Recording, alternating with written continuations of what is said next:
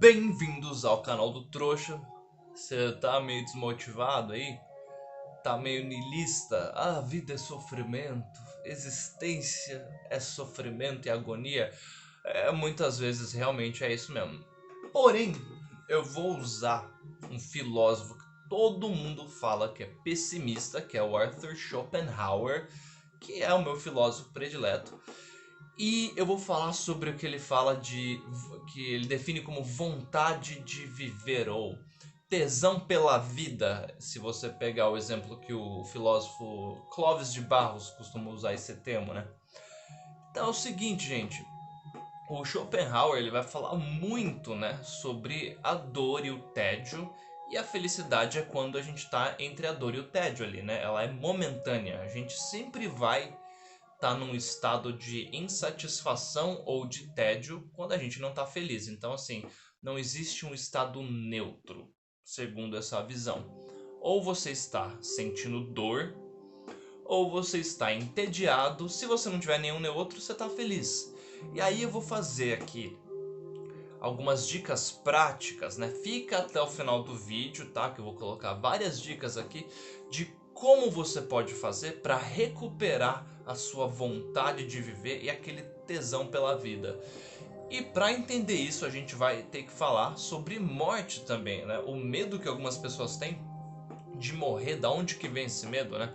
Então é o seguinte, ó, basicamente, o que o Schopenhauer define, se você quiser se aprofundar nisso, você pode pegar o livro dele, O Mundo Segundo Vontade e Representação, né? A obra-prima do Schopenhauer. Também te recomendo o livro As Dores do Mundo e o meu favorito dele até então, né? Que é Aforismos para a Sabedoria de Vida. O que o Schopenhauer define como a vontade da vida, a vontade de viver? É basicamente o nosso impulso biológico, que ele é comum de todos os seres vivos, que é basicamente a nossa vontade de continuar existindo. Uma reflexão neossimplista disso, né, que o Schopenhauer define como vontade de viver, é o que eu chamo de o impulso que a gente tem, que ele vem do determinismo biológico físico, que é basicamente, né, o que define todo o fim de todos os seres vivos. Todo ser vivo, todo organismo vivo existente, tudo que ele faz, ou todo o movimento dele vai na mesma direção. Potencializar a própria existência em termos individuais ou de espécie. Então é importante você entender isso. Ó. Por que eu faço o que eu faço? Por que as pessoas fazem o que elas fazem? É o mesmo motivo que o mosquito, a barata, o elefante, o macaco, qualquer bicho, qualquer a planta aí. Todo organismo vivo, ele existe para continuar existindo. Como que isso acontece na natureza? Através do aprimoramento dos genes. Então, basicamente, os organismos vivos possuem ali um código genético, né? Que são aquelas informações que fazem ele ser o que ele é e transmitir de uma geração para outra, né? E aí, através de cruzamento aí, né, da evolução, esses genes eles vão se aprimorando. Então a gente percebe o seguinte mecanismo, né, que eles vão trocando informação para realmente evitar aí coisas que possam potencializar a extinção desses genes e aumentar aquilo que vai potencializar as chances da existência desse gene continuar. Basicamente, o que todo organismo vivo quer continuar existindo. E isso vai acontecendo através de uma sucessão aí de encontros aí, né? Seja no caso dos organismos vivos que se reproduzem de forma sexuada, o que acontece? A gente vai ser programado já biologicamente para sentir atração, né? Eu tô falando de indivíduos aqui conscientes, né? Você já é programado para sentir atração pelo par aí, né, em termos de reprodução, que vai, se você juntar com aquela pessoa, vai sair o melhor ser humano possível.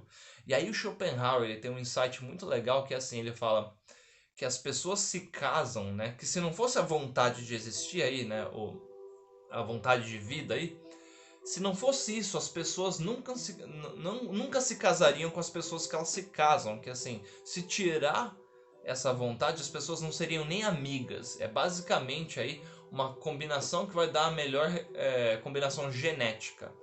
E aí o que a gente chama de alma gêmea, né? Seria a pessoa com a melhor compatibilidade genética. Onde que eu discordo do Schopenhauer?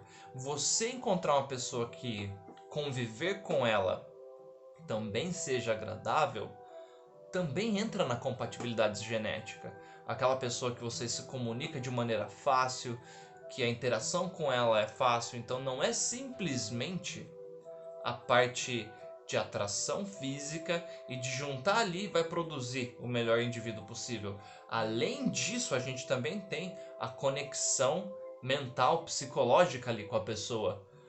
Essa parte, até onde eu li, o Schopenhauer ignorou. Então ele vai mais na parte assim de estímulos externos, né? Lógico, tem a parte de cheiro, de química, mas também tem essa interação que ela é mental ali com a pessoa, né? De você acabar, você encaixa com a pessoa, então às vezes um é mais extrovertido, o outro é mais tímido, mas encaixa de uma maneira ali. Então ele dá alguns exemplos, tipo um cara mais baixo se ficar atraído por uma mulher mais alta, né? E junto os dois, né, meio que tem aquela melhor combinação genética. O que tudo isso tem a ver com você sentir tesão pela vida. Uma vez que você entende que você não está no controle das suas vontades, você não é responsável pelos seus pensamentos, no sentido de responsável, não estou falando em termos de causa e consequência, do tipo você fazer algo, você assumir as consequências daquilo. Não é isso que eu estou falando. O que eu quero dizer é, você não é responsável no sentido de autoria ou de você escolher ter os pensamentos que você tem.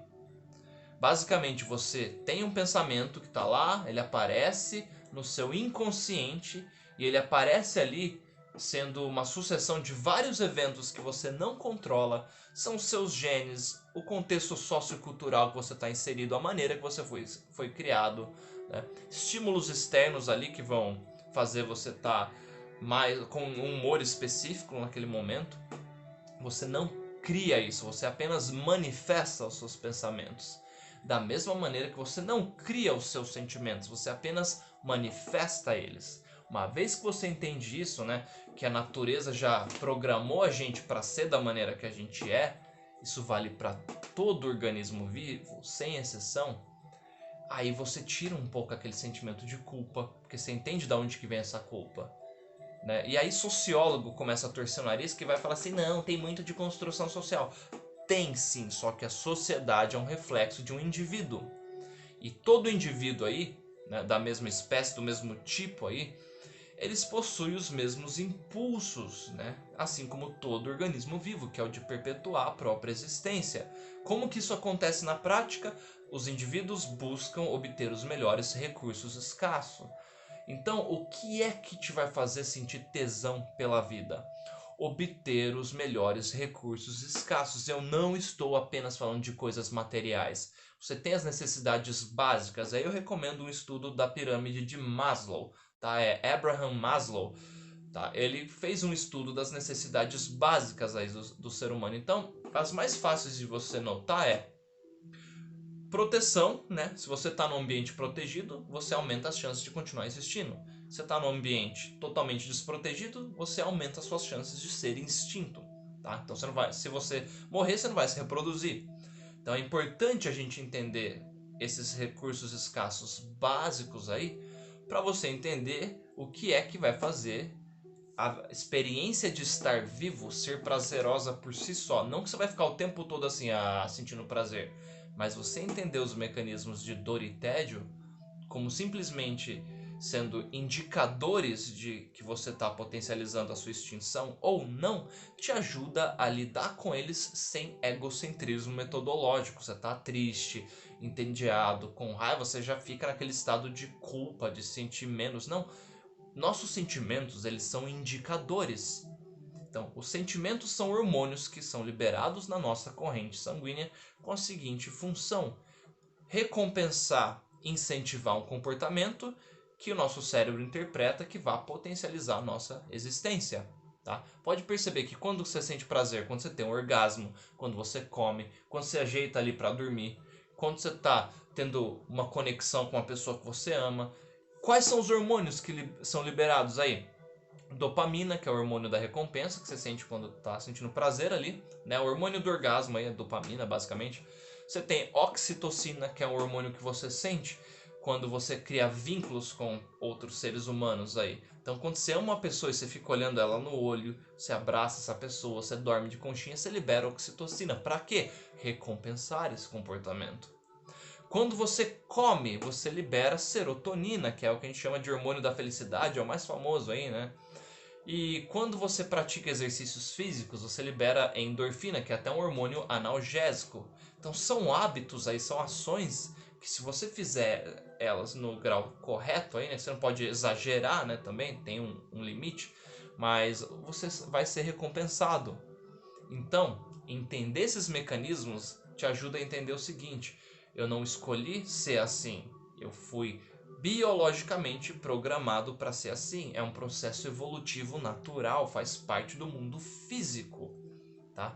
O egocentrismo metodológico é o que faz você criar uma ideia e já achar que, porque eu criei um conceito, uma interpretação daquilo, né, que não é descritiva, você já coloca um juízo de valor ali, aí você acha que você achou a roda aí, que você descobriu. Na verdade, você criou um conceito para um fenômeno natural. É o mais comum aí quando a gente vê aqueles absurdos de a natureza humana é boa ou má. Ela não é nenhuma coisa nem outra. Ela simplesmente é. Bom e mal são conceitos que nós criamos para interpretar isso.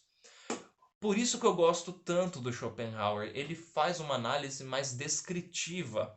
Tá? Ele foi um dos grandes influenciadores para eu criar o neosimplismo, que é esse método aí de entender o que faz algo ser o que é, né? O que, o porquê em termos de causa e consequência, porque se algo é da maneira que é, e o como, que é basicamente como eu utilizo esse conhecimento para potencializar a minha existência. Se você conseguir fazer isso, ó, analisar os fenômenos que acontecem na sua vida de maneira objetiva, então você levou um pé na bunda, alguém que você ama morreu, você foi rejeitado por um grupo, alguém te tratou de uma maneira destrutiva. Então você analisa os fenômenos, essa é a primeira dica do vídeo. Ó. Você analisa os fenômenos de maneira objetiva. Então, o que é analisar de maneira objetiva? Você não coloca a sua opinião, você simplesmente descreve aquilo. Isso vai te ajudar a tirar aquele sentimento de culpa. Você foi rejeitado por um grupo, isso tem um fenômeno, uma explicação objetiva desse fenômeno, que é o quê? Um grupo muito grande te aceitar, querer te admirar, querer te proteger, aumenta suas chances de sobrevivência. Um grupo te rejeitar, te tratar de maneira preconceituosa, te excluir, potencializa a sua extinção. É daí que vem. Tá? Não é simplesmente um fenômeno social inexplicável. Não, a sociedade é um reflexo disso. Outra coisa que vai te ajudar a sentir prazer por existir, que é basicamente recuperar o tesão pela vida, é você não achar que você merece ser feliz ou ser triste. Felicidade e tristeza são hormônios que nosso cérebro produz como indicadores de que estamos potencializando a nossa extinção ou a nossa existência. Então você não nasceu nem para ser feliz nem para ser triste. Esses fenômenos aí, felicidade, tristeza, né, são basicamente reflexos do quão você está potencializando a sua extinção ou a sua existência. É parte do mundo físico, é um fenômeno biológico. O fato de nós sermos seres conscientes que interpretam isso, criam conceitos e colocam adjetivos nas coisas, às vezes faz achar que essa capacidade condiciona as coisas em si. O que a gente pode fazer é descrever e buscar a verdade. É só isso, gente. Então, da onde que vem o tesão pela vida? É você ser reconhecido por uma galera, é você reconhecido no sentido de muita gente te admirar, e quando você aumenta a sua aprovação social, por isso que a opinião dos outros é tão importante para nós. É por causa disso, não é simplesmente algo fútil.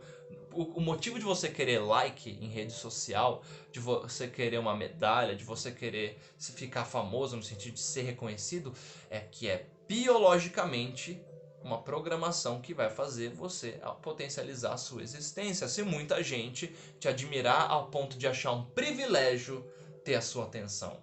Esse é o grau máximo aí. Quando interagir com você se torna um privilégio e aí as pessoas começam a querer a sua aprovação. Isso aumenta suas chances de sobrevivência. Por que você muitas vezes fica obcecado por ficar bonito, por ter uma aparência bela e que muitas pessoas vão achar bela? Porque você ter acesso aos melhores parceiros sexuais é biologicamente uma comprovação aí de que você terá mais chances de se reproduzir. Ah, mas e as relações homoafetivas aí? É um mecanismo natural da natureza equilibrar quem se reproduz versus a quantidade de recurso escasso. Relações homoafetivas vão completamente de acordo com isso. Se simplesmente os seres humanos aí, qualquer organismo vivo, né, se reproduzir, né, que relações homoafetivas, gente, é extremamente comum na natureza, tá? Não é algo exclusivo de seres humanos. Então, ó, alguém que seja uma pessoa que se relaciona homoafetivamente aí, né, um gay, uma lésbica, ele vai sentir atraído pelo parceiro com a maior compatibilidade genética. Por mais que o fator de reprodução não esteja aí na mesa, o processo é o mesmo. Então, indivíduos que não querem ter filhos e estão num relacionamento, vai na mesma direção. Entendeu? É equilíbrio, gente. É toda manifestação que a gente tem em termos de sociedade aí. O Carl Jung tem uma explicação muito legal do inconsciente coletivo e ela vai de acordo com essa análise, ó. Se você pensar que muitos conceitos eles emergem aí na sociedade, eles vão sempre nessa direção, ó. Ou eles vão fazer com que muitos indivíduos sejam extintos, ou a existência de muitos indivíduos seja potencializada. Continua sendo um reflexo desse fenômeno, que é físico, biológico, natural. Entendeu? Então, ó, você entender o porquê você quer o que você quer, você pensa da maneira que você pensa, da onde que vem os seus sentimentos e os seus pensamentos, vai te ajudar a lidar com eles. Então, o que o Schopenhauer fala que vai te dar a vontade de viver, a maneira de você lidar, uma é você ser um indivíduo raro, que é aquele indivíduo asceta. Schopenhauer ele falava isso, mas ele não fazia isso na prática 100%. Ele tinha as crushes dele. Se você já estudou a vida do Schopenhauer, é muito legal, cara.